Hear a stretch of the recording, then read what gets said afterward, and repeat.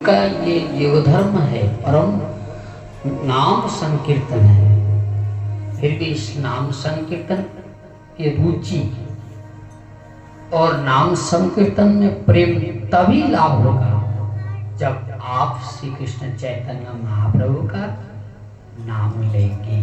श्री कृष्ण चैतन्य प्रभु नित्यानंद श्री अद्वैत गदाधर शिवासादि गौर भक्त जय रूप सनातन। तो श्री सूची महाराज कहते हैं कि विदन्ते हृदय ग्रंथि, हमारी जो हृदय ग्रंथि है, इस ग्रंथि छिन्नन्ते सर्व संशया, इस ग्रंथि का छेदन होता है। अविद्या की ग्रंथि है, वासना की जो ग्रंथि है, गांठ ग्रंथि माने ग्रंथि का अर्थ होता है गांठ। ये गांठ से मुक्त होते हैं, अविद्या की जो ग्रंथि होते हैं गांठ से मुक्त होते हैं। सर्व संशया, जो सर्व संशय से मुक्त हो जाते हैं, जो भगवान श्री हरि की कथा श्रवण करते हैं, भागवत कथा जो श्रवण करते हैं। सभी जीव संशय ग्रस्त हैं और संशयात्मा विनश्यति, जो संशयात्मा उसका विनाश अवश्य होता है।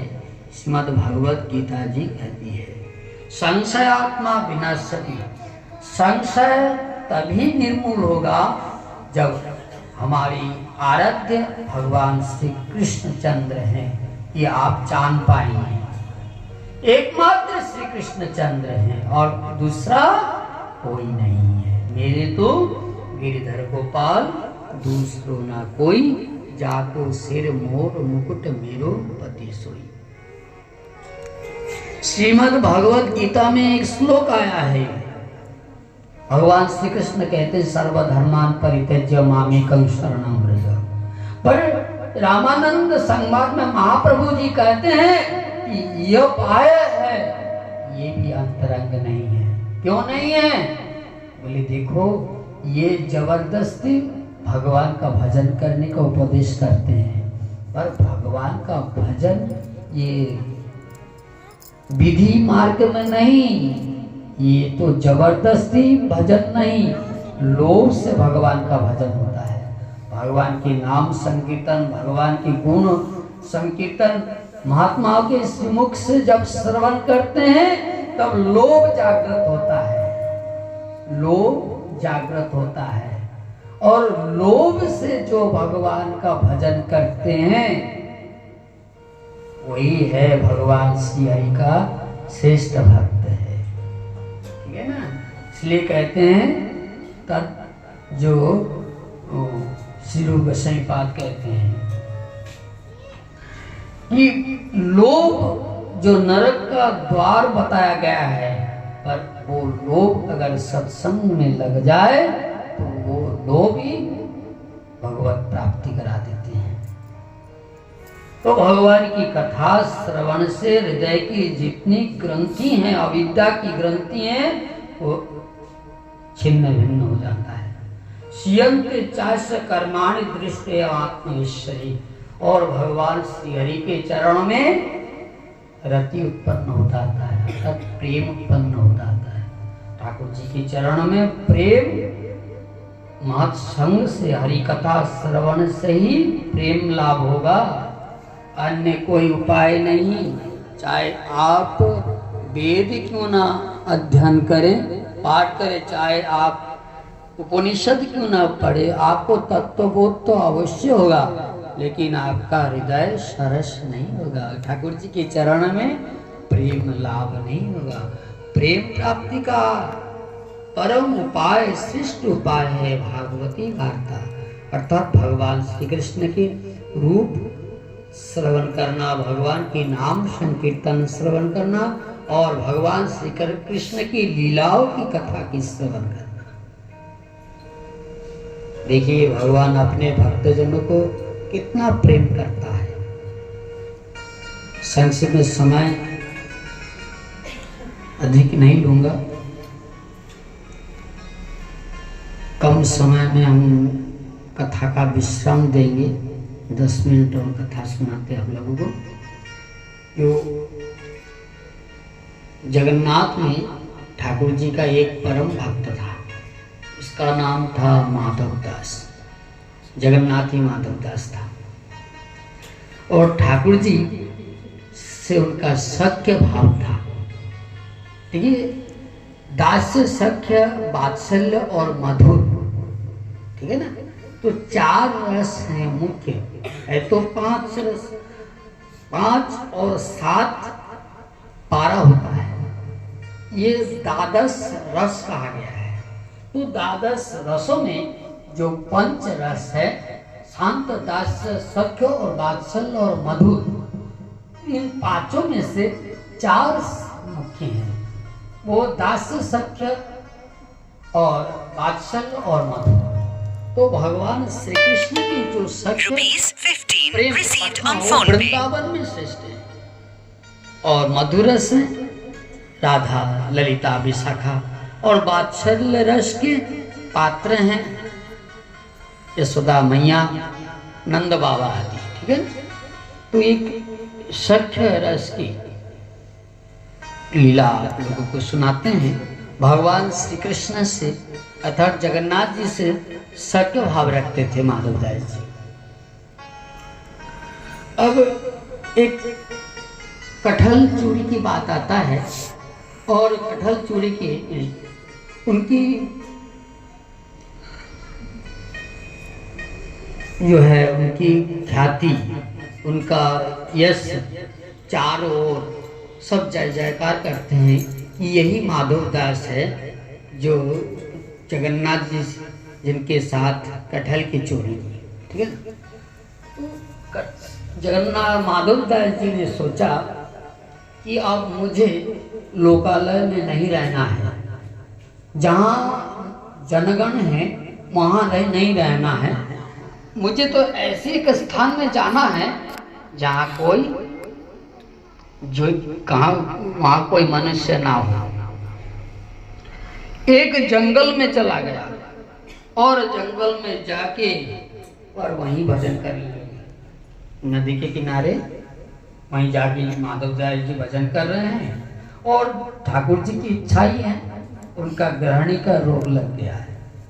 ग्रहणी रोग जानते हैं ना, वो जो आम हो जाता है शरीर में, और ना सोच हो रहे हैं कि धीरे धीरे उनका हाथ पैर एकदम शिथिल हो गया है, हाथ पैर और चल ही नहीं रहा है कि जल ले आके सोच करें, ये सामर्थ्य भी उनमें नहीं है। बस पड़े हैं, बस सोच हो ही रहा है। अब ना वहाँ कोई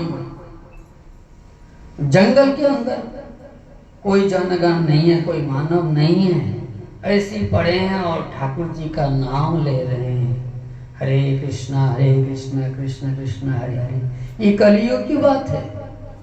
हरे कृष्णा हे जगन्नाथ, हे जगदीश हरे, ठाकुर जी का नाम ले रहे हैं। और जगन्नाथ जी तो अपने प्रेमी भक्तों का खबर तो वही लेते हैं ना। और जगन्नाथ जी गए, देखा माधवदास वैसे ही पड़े हैं बस, और जगन्नाथ जी जाके और शौच का जल दे रहे हैं। स्वर्ण जो भृंग है, झाड़ी है, उसको लेकर जल डालते हैं। माधवदास सोचा, अरे ये शीतल जल का अनुभव हो रहा है, ये सेवा कौन कर रहा है? यहाँ तो कोई ऐसा कोई लोग तो नहीं है, कौन कर रहा है? पीछे मुड़कर देखा तो ठाकुर जगन्नाथ ही सोच करा रहे हैं, जल अर्पण करते हैं।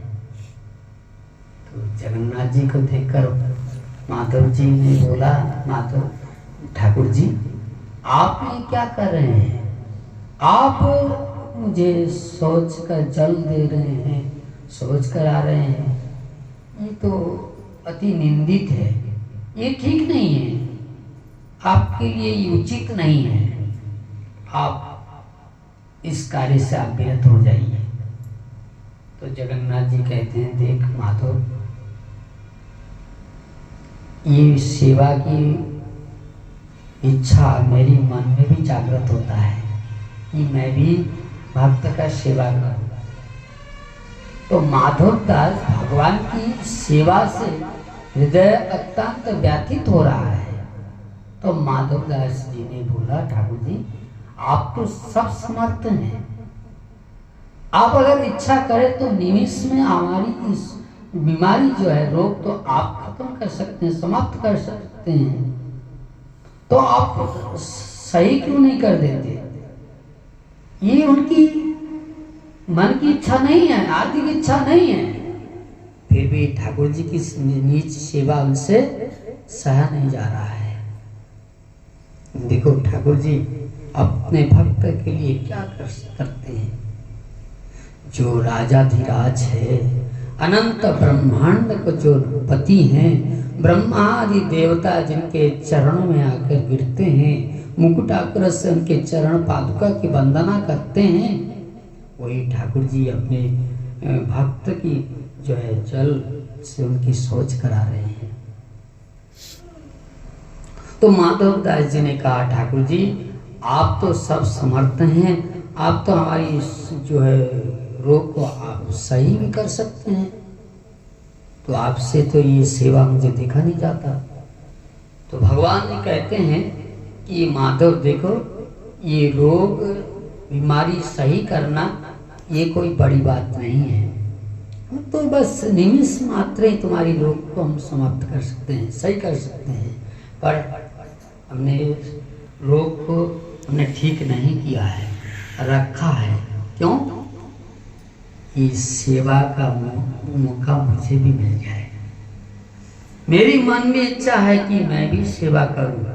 तुम लोग भक्त तुम मेरी कितनी सेवा करते हो, उसकी तुलना में मैं तो कुछ नहीं कर पाता। तो मेरी हृदय में ये अभिलाषा जागृत होता है, इच्छा जागृत होता है कि मैं भी भक्तजनों का सेवा करूं, मुझे भी सेवा का अवसर मिले। तो माधवदास जी कहते हैं कि लक्ष्मी जी क्या कहेगी?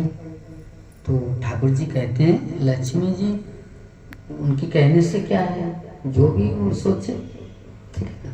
तो ठाकुर जी की देखिए कितनी करुणा है, ऐसी जीवों पर भगवान की कृपा है।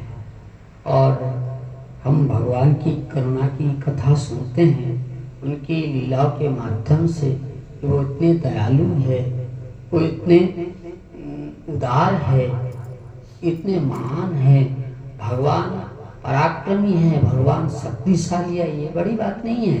भगवान कितने दयालु है, उनका स्वभाव कितना मधुर है। इसी गुण पर श्री सुखदेव जी महाराज आकृष्ट हो जाते हैं और ठाकुर जी के चरणों में समर्पित होते हैं, भजन करते हैं। आत्माराम समून निक्रांता होते हैं। तो ये भक्त और भगवान की एक मधुर लीला संक्षिप्त में आप लोगों को सुनाया। बोले जय जय श्री राधे निताय गौर हरि बोल। आज इस कथा की यहीं विराम देते हैं और हम समय भी अब कम लेके आए हैं। हमें जाना है पश्चिम बंगाल, तो हमारा टिकट कानपुर सेंट्रल स्टेशन यहीं से बना है। हम यहाँ